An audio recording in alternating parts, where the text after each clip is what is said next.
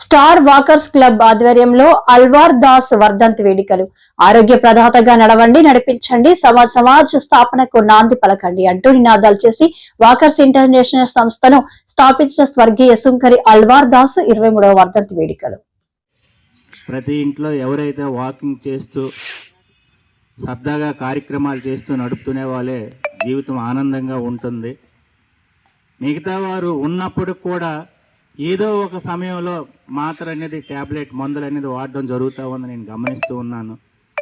ఎవరైతే వాకింగ్ చేస్తూ నిత్యము అది ఒక అలవాటుగా మార్చుకునేవాడికి ఎప్పుడు జీవితంలో అనారోగ్యం అనేది ఉండదు.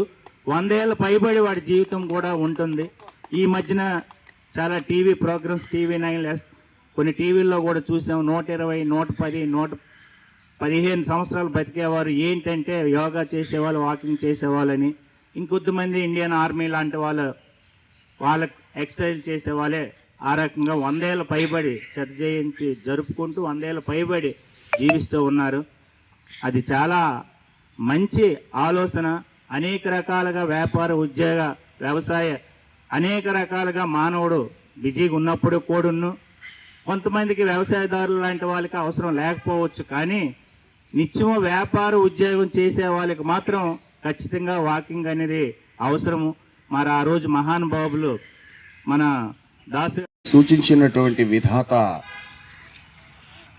అల్వార్ దాస్ గారి 23వ జయంతి సందర్భంగా ఆయనకు ఘన నివాళి అర్పిస్తూ, నేను ఆరోగ్యంగా ఉంటే చాలదు, అందరూ ఆరోగ్యంగా ఉండాలి అన్న ఆలోచనతో అత్యద్భుతమైనటువంటి ప్రక్రియకు శ్రీకారం చుట్టి ఆయన ఒక స్టార్గా ఆకాశంలో ఈవేళ వెలుగొందుతూ ఉన్నారు.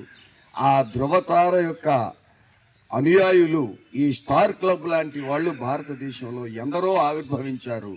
అందుకు ఆయనకి కృతజ్ఞతలు తెలియచేసుకుంటూ ప్రతి ఒక్కరూ కూడా నడక అన్నది అలవాటు చేసుకోవాలి అనే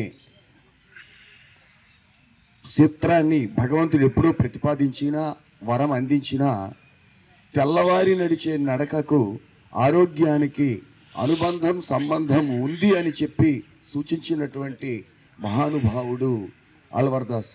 మరి ఒక వ్యక్తి జన్మిస్తారు, మరణిస్తారు. గుప్తా గారు చెప్పినట్లు ఆ రెండింటి మధ్య జరిగినటువంటి ఒక వినూత్న ప్రయోగాల ఫలితమే ఆ జీవి చిరంజీవిగా నిలబడడానికి కారణమవుతుందని తెలియజేసుకుంటూ